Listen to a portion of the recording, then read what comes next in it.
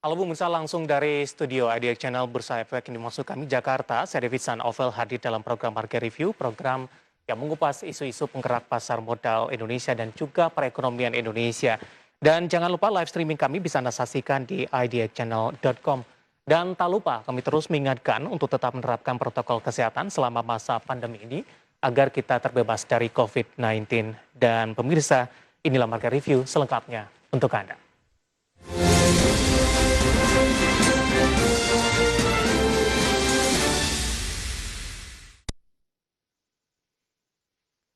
Ya, di Market Review kali ini kita akan membahas topik yang menarik di mana SR015 pilihan berharga untuk bangkit bersama. Dan saat ini sudah terhubung bersama dengan dua orang narasumber melalui via Zoom pemirsa. Yang pertama ada Ibu Dwi Irianti Hadiningdia yang merupakan Direktur Pembiayaan Syariah Direktorat Jenderal Pengelolaan Pembiayaan dan Risiko DJ PPR Kementerian Keuangan. Kemudian juga ada Bapak Handi Yunianto yang merupakan Head of Fixed Income Research PT Mandiri Sekuritas. Kita akan langsung sapa saja. Selamat pagi Ibu Dwi dan selamat pagi Pak Handi. Selamat pagi Mas David, Pak Andi. Selamat pagi. Ya, terima kasih Ibu Dwi dan Pak Handi sudah meluangkan waktu di IDX Channel. SR015 pilihan berharga untuk bangkit bersama. Untuk pertama saya ke Ibu Dwi terlebih dahulu. Sukuk negara sudah diterbitkan sejak tahun 2008 dan sukuk retail diterbitkan sejak tahun 2009, Ibu Dwi. Sampai saat ini sudah berapa total sukuk negara yang diterbitkan? Ya, terima kasih Mas David. Assalamualaikum warahmatullahi wabarakatuh untuk sahabat sukuk di seluruh Indonesia. Betul, pemerintah sudah menerbitkan sukuk negara sejak tahun 2008 sampai saat ini Agustus 2021. Total penerbitan sudah mencapai 1.846 triliun. Dan untuk outstandingnya artinya yang masih ada di market itu sebanyak 1.140 triliun.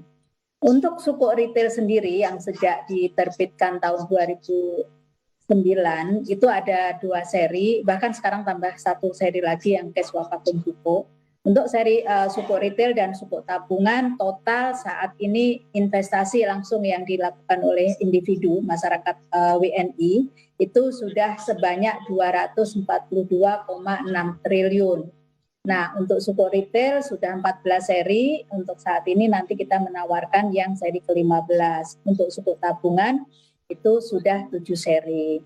Untuk sukuk negara sebenarnya diterbitkan oleh pemerintah selain untuk pembiayaan defisit APBN, kita juga langsung untuk pembiayaan proyek-proyek infrastruktur yang dibutuhkan oleh masyarakat untuk di seluruh Indonesia.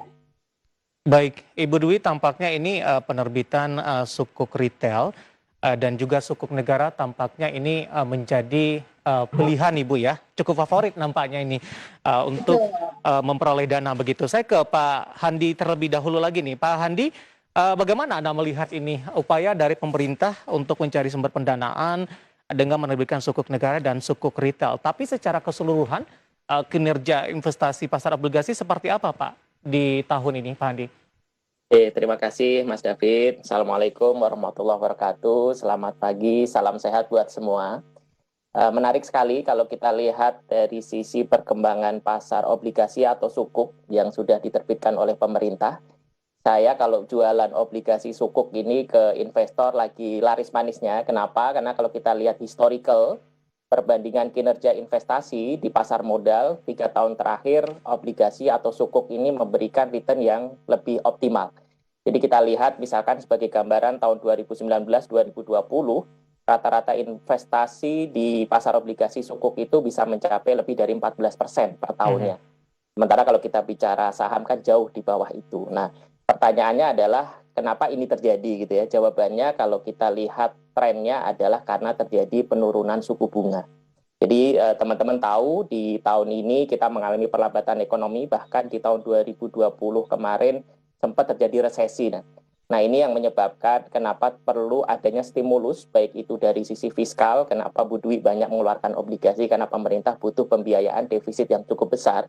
Selain itu dari Bank Sentral juga melakukan stimulus dengan cara menurunkan suku bunga dan melakukan quantitative easing. Dan ini dilakukan nggak hanya di Indonesia, kita ngelihat ini semua dilakukan oleh seluruh negara supaya ekonomi mengalami kenaikan lagi. Nah, yang menarik kalau kita lihat dengan likuiditas yang sangat melimpah, tingkat suku bunga yang rendah, ini yang menyebabkan investor kalau berinvestasi di obligasi mendapatkan double gain, Mas. Jadi mereka mendapatkan cash flow kupon, yang kedua mendapatkan dari sisi capital gain karena suku bunganya rendah, turun. Itu kira-kira, Mas. Baik, menarik Ibu Dwi dan Pak Handi. Saya punya satu informasi terlebih dahulu yang akan saya sampaikan, di mana pemerintah ini kembali menawarkan surat berharga syariah negara atau sukuk retail seri SR015 dengan imbal hasil tetap 5,10% per tahunnya di masa penawaran mulai 20 Agustus hingga 15 September 2021 dengan minimal pembelian 1 juta dan maksimal 3 miliar rupiah. Pemerintah melalui Direktorat Jenderal Pengelolaan Pembiayaan dan Risiko Kementerian Keuangan kembali menawarkan surat berharga syariah negara atau sukuk retail seri SR015 kepada masyarakat investor di tanah air. SR015 memberikan imbal hasil tetap 5,10% per tahun. Masa penawaran SR015 mulai dari tanggal 20 Agustus hingga 15 September 2021 dengan minimal pembelian 1 juta dan maksimal 3 miliar rupiah. Sukuk retail bertenor 3 tahun ini dapat diperdagangkan kembali di pasar sekunder dengan minimum holding periode selama 3 kali pembayaran imbal hasil atau mulai Desember 2021. Pembayaran kupon pertama akan dilakukan pada 10 Oktober 2021 dan sisanya setiap tanggal 10 setiap bulan. Direktur Pembiayaan Syariah DJPPR Kementerian Keuangan Dwi Irianti Hadiningdiah menjelaskan, penerbitan sukuk retail telah membantu pembiayaan APBN apalagi di saat pandemi saat ini, di mana dalam catatan Kementerian Keuangan, selama 13 tahun sukuk retail telah banyak memberikan kontribusi pada pembiayaan APBN. Agustus 2008 kita sudah menerbitkan sukuk yang pertama kali. Dan waktu itu hanya 4,7 triliun dan saat ini setelah 13 tahun kita sudah menerbitkan lebih dari 1.800 triliun yang mensupport APBN. Nah, tadi Mbak Dea bilang inginnya bagaimana kita membawa nama Indonesia dan sudah berhasil gitu. Dengan sukuk negara ini pun kita membawa nama baik Indonesia. Sampai saat ini kita sudah mengumpulkan 42 penghargaan internasional. Masyarakat pun saat ini bisa dengan mudah menjadi investor surat berharga negara baik konvensional maupun syariah sebab sejak tahun 2018 pemerintah sudah menerbitkan ISBN. Sehingga masyarakat bisa membeli produk yang telah diakui dunia karena telah menjabat 42 penghargaan internasional untuk pengelolaan sukuk negara secara online ini, kapan dan di mana saja melalui 30 mitra distribusi yang ditunjuk oleh pemerintah. Tim Liputan IDX Channel. Iya, pemirsa, kita lanjutkan kembali perbincangan SR015 pilihan berharga untuk bangkit bersama. Pak Handi, Ibu Dwi, kita lanjutkan kembali. Tadi Pak Handi sudah mengatakan, Ibu Dwi, ini laris manis untuk posisi saat ini dari beberapa produk yang dikeluarkan. Kemudian tadi Ibu Dwi juga sudah menjelaskan, mulai dari tahun 2018, tahun 2019, sudah mengeluarkan beberapa produk, kemudian juga perolehan dana dan alokasi dananya untuk apa saja, tadi juga sudah dijelaskan. Kemudian dari sisi pengembangan Ibu, apa yang dilakukan oleh Kementerian Keuangan sampai sejauh ini, terutama dari sisi kreatif dan pengembangan dari sisi finansial supaya lebih menarik dan menarik minat dari masyarakat untuk berinvestasi? Betul, terima kasih Mas David. Jadi untuk Bapak Ibu sahabat suku di seluruh tanah air, untuk investasi di sukuk negara ini dari sisi pemerintah tidak hanya digunakan untuk general financing, kita juga terus berinovasi di bidang financing ini. Salah satunya kita sudah menggunakan sukuk ini untuk project financing sukuk atau proyek sukuk yang digunakan untuk pembiayaan berbagai sektor, baik pendidikan, kemudian untuk infrastruktur yang langsung dinikmati oleh masyarakat, jembatan, kemudian ada jalan tol, ada juga berbagai kampus yang sudah kita bangun untuk asrama haji dan juga untuk politeknik juga sudah kita bangun, ITK, ITERA sudah kita bangun. Kemudian kita berinovasi untuk bisa memberikan manfaat yang lebih besar lagi dengan menerbitkan Green Sukuk. Green Sukuk ini untuk mensupport komitmen Indonesia untuk memberantas atau menanggulangi perubahan iklim, di mana perubahan iklim tentunya sangat merugikan terutama untuk generasi penerus kita. Banyaknya bencana alam itu salah satunya adalah karena perubahan iklim. Nah, kita dengan menerbitkan Green Sukuk ini banyak membangun proyek-proyek yang ramah lingkungan. Kemudian kita juga menerbitkan bagaimana mendukung financial inclusion dengan penerbitan SBN retail ini melalui online system, sehingga dengan kondisi saat ini yang PSBB kemudian sepanjang 1,5 tahun ini kita bisa memfasilitasi masyarakat untuk berinvestasi melalui SBN ini hanya dengan online, dengan hanya gadgetnya dari rumah. Di samping itu kita juga mendukung membuat cash wakafling suku untuk mendukung gerakan nasional wakaf uang.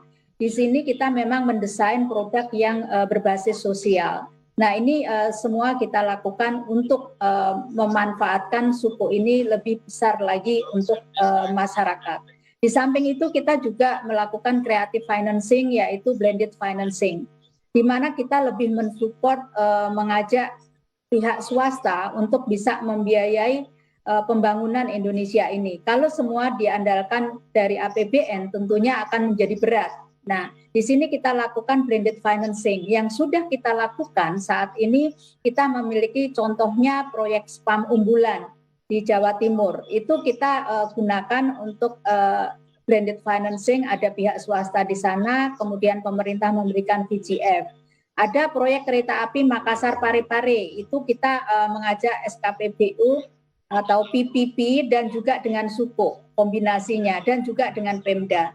Ada proyek pengelolaan sampah Legok Nangka, ini kita dengan Kementerian PUPR yang kita bangun melalui SBSN dan juga bersama dengan pembiayaan swasta. Nah, ini cara-cara pemerintah untuk melakukan creative financing dan juga mengurangi beban APBN dan mengajak masyarakat untuk secara bersama-sama membangun negeri ini.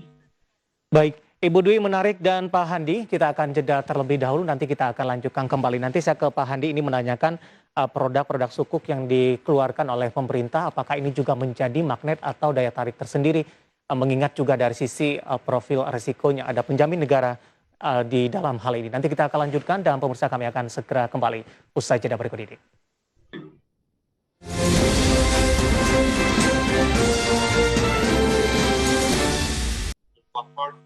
Terima kasih untuk yang masih bergabung bersama kami di Market Review, dan sebelum kita lanjutkan perbincangan, tim redaksi kami sudah merangkum beberapa informasi grafis yang mungkin saja bisa menjadi salah satu referensi untuk Anda. Langsung saja kita ke grafis yang pertama, kita akan coba lihat total investor SBN Retail di tahun 2021 pemirsa, di mana investor baru ini mencapai 40%, investor lama di 60%. Jumlah investor SBN Retail di 107.694 orang, setara 40% dari total investor SBN Retail di tahun 2021. Kita beralih ke grafis selanjutnya, realisasi penerbitan SBN Retail tahun 2021 untuk sukuk retail, kemudian juga ada ORI, kemudian juga ada SBR.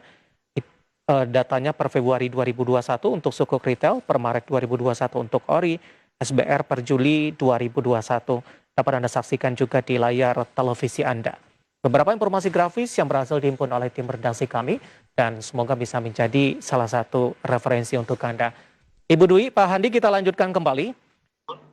Saya ke Pak Handi terlebih dahulu. Pak Handi, dengan adanya penerbitan yang dilakukan oleh pemerintah, baik sukuk negara maupun sukuk retail ataupun jenis lainnya begitu, apakah ini ada magnet tersendiri tidak Pak? Karena diterbitkan oleh negara, para investor merasa optimis, merasa yakin, kemudian juga dari sisi penjualan, di mana Mandiri Sekuritas sebagai salah satu midis ini cukup memberikan magnet tersendiri atau angin segar sehingga penjualan juga mengalami kenaikan yang cukup signifikan ini, Pak Handi.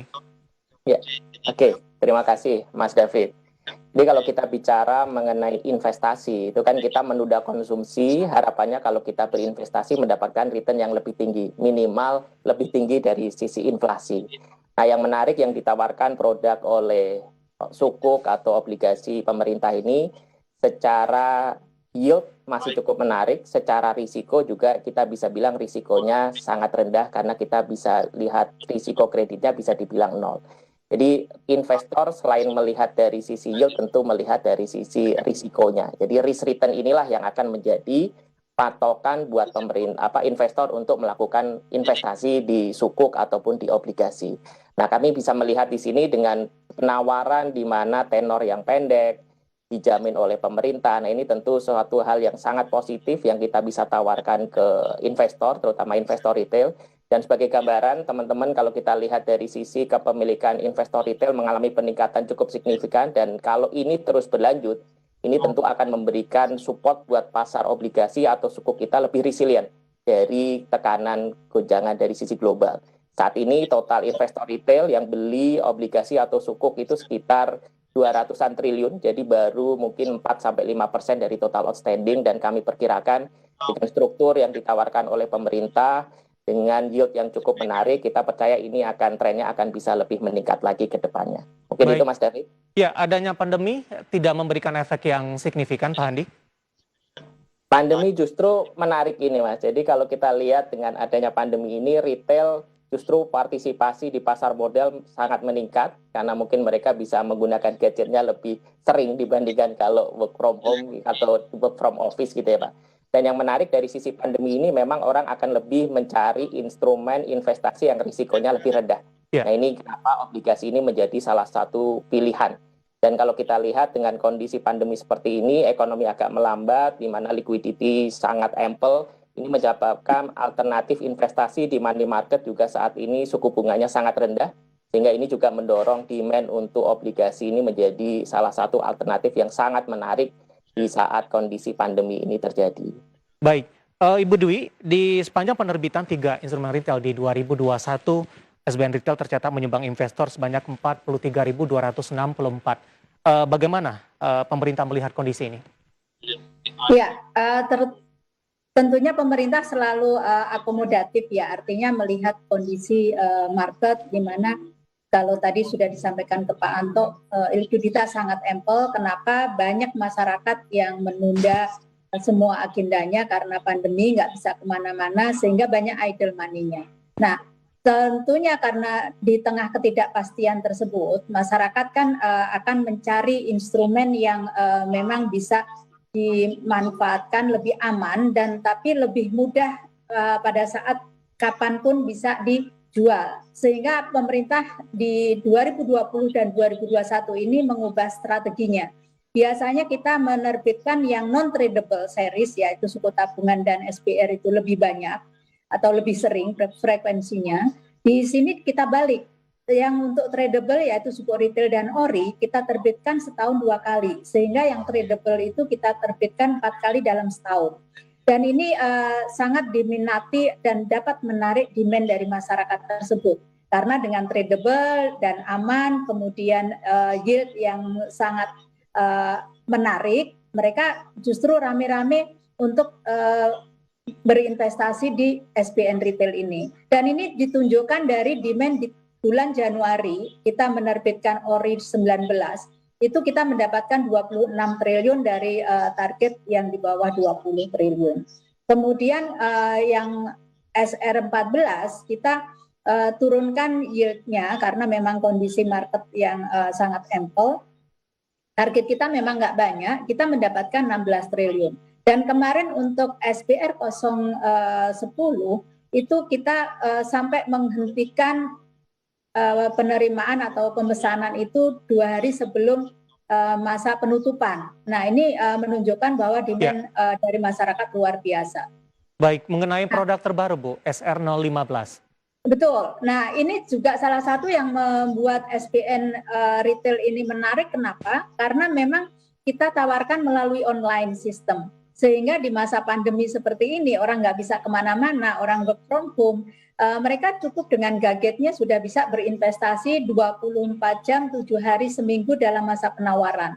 Dan ini sangat terjangkau untuk semua produk retail. Nah, saat ini pemerintah kan sedang menawarkan untuk SR atau suku retail 015 yang sifatnya tradable, 3 tahun tenornya, imbalannya cukup menarik, yaitu 5,10% atau 5,1%. Itu jauh di atas rata-rata bunga deposito BUMN saat ini.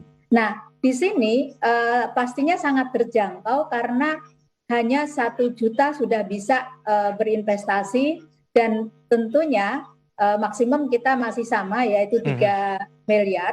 Hanya saja kita lihat nih, di background saya ini kan merah putih. Kita ingat sekarang Agustus gitu ya. Bagaimana kita ingat para pejuang dulu keluar dari rumah membawa bambu runcing dengan tidak tahu apakah pulang dengan masih membawa nyawa atau tidak. Tapi sekarang perjuangan kita beda lagi. Kita berjuang melalui investasi, masih mendapatkan keuntungan, dan kita bisa membantu negara kita bersama-sama bangkit dari keterpurukan karena dampak pandemi ini. Tapi kita terus bisa tetap menjalankan agenda-agenda kita nantinya pada saat pandemi itu usai. Karena sifat dari SR015 ini adalah tradable. Hanya 3 bulan untuk holding periodnya, nanti setelah itu bisa diperjualbelikan. Dan kalau kita lihat tadi trennya yang disampaikan Pak Anto tadi, bahwa tren yieldnya ini turun, tren suku bunga turun, sehingga ada kemungkinan tidak hanya imbalan yang didapat, tapi nanti kalau pada saat mau dijual, mau melakukan melanjutkan agenda yang sudah direncanakan, itu kemungkinan mendapatkan capital gain di secondary market. Baik, menarik ini Bu Dwi, Pak Handi, kita akan jeda terlebih dahulu, nanti kita akan lanjutkan kembali. Ini terkait juga dengan dari sisi yield, nanti juga saya akan tanyakan kepada Pak Handi, ini terkait juga dengan rencana kenaikan suku bunga di Amerika Serikat. Tapering ini tidak hanya dari pasar modal, bagaimana dampaknya kepada dari sisi obligasi, apakah ini akan mempengaruhi ke depannya. Nanti kita akan lanjutkan dan pemirsa telah bersama kami, Marga Review akan segera kembali sesaat lagi.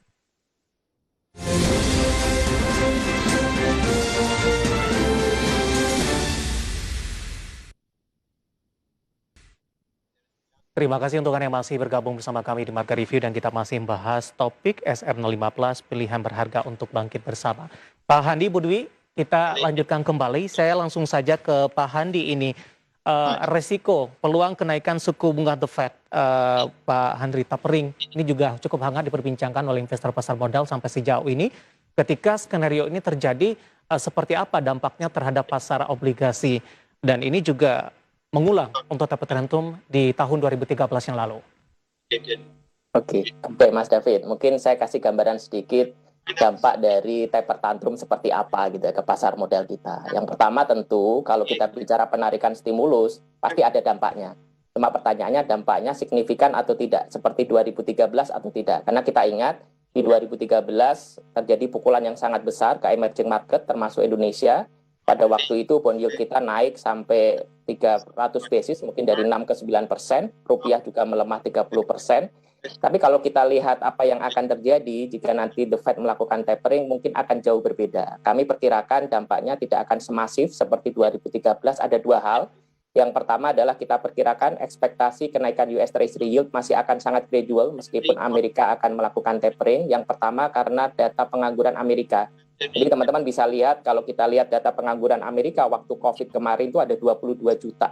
Dan setelah 1,5 tahun ini baru kembali separuhnya. Jadi kita ngelihat tekanan dari upahnya masih jauh. Yang kedua adalah utangnya Amerika itu naik sangat luar biasa. Jadi kenaikan suku bunga atau kenaikan US Treasury yield akan bisa mempengaruhi recovery pertumbuhan ekonomi ke depan. Jadi mereka pasti akan sangat berhati-hati. Dan yang ketiga kalau kita lihat dari bank sentral negara lain, itu masih melanjutkan QE-nya. Jadi kita lihat negatif bond yield outstanding itu masih 16 triliun. Jadi ini memberikan faktor support positif buat US Treasury yield, demand ke depannya masih tetap tinggi. Nah, sementara dari domestik mungkin saya kasih gambaran sedikit Mas David. Posisi external risk factors kita jauh lebih bagus. Jadi 2013 ekonomi kita memang tumbuh kenceng, kreditnya naik banyak, tapi inflasinya jadi naik, importnya naik, current account kita sampai 4% of GDP.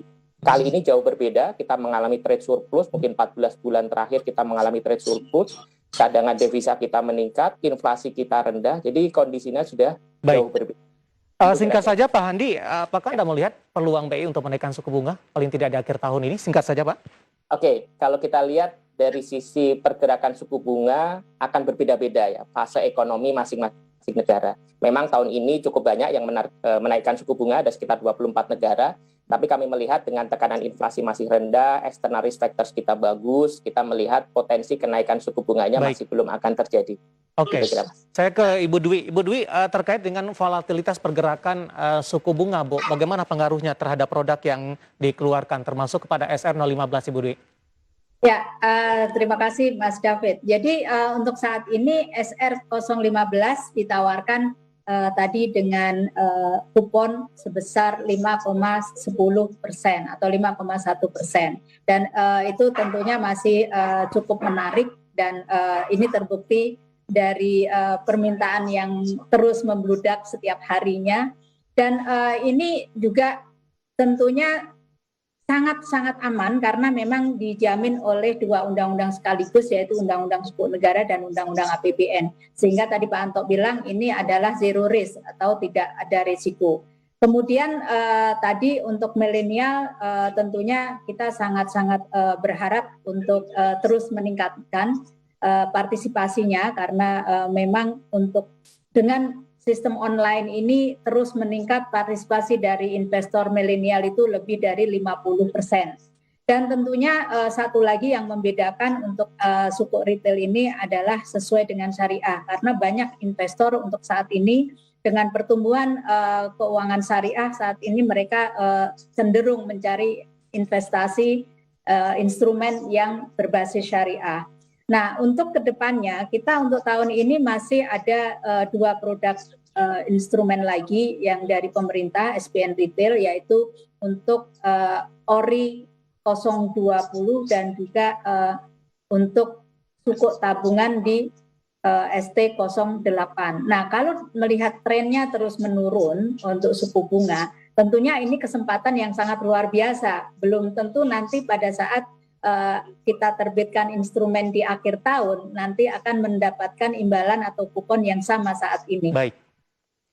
Waktu kita cukup terbatas, Ibu Dwi dan Pak Handi. Terima kasih sudah bergabung bersama kami dan semoga yang kita bahas bisa menjadi referensi bagi pemirsa IDX Channel dan juga untuk sukuk retail seri SR015. Mudah-mudahan kembali mendapatkan sambutan yang antusias oleh seluruh masyarakat dan juga investor di Indonesia. Ibu Dwi, Pak Handi, sehat selalu, Pak. Amin. Sehat selalu. Terima kasih, Mas. Terima kasih. Ada Mas Ibu Dwi David, Bu Rianti Dwi. Hadiningdia yang merupakan Direktur Pembiayaan Syariah, Direktorat Jenderal Pengelolaan Pembiayaan dan Risiko Kementerian Keuangan, dan juga Bapak Handi Yunianto, Head of Fixed Income Research PT Mandiri Sekuritas. Kita akan jeda terlebih dahulu. Marga Review akan segera kembali dengan topik yang berbeda.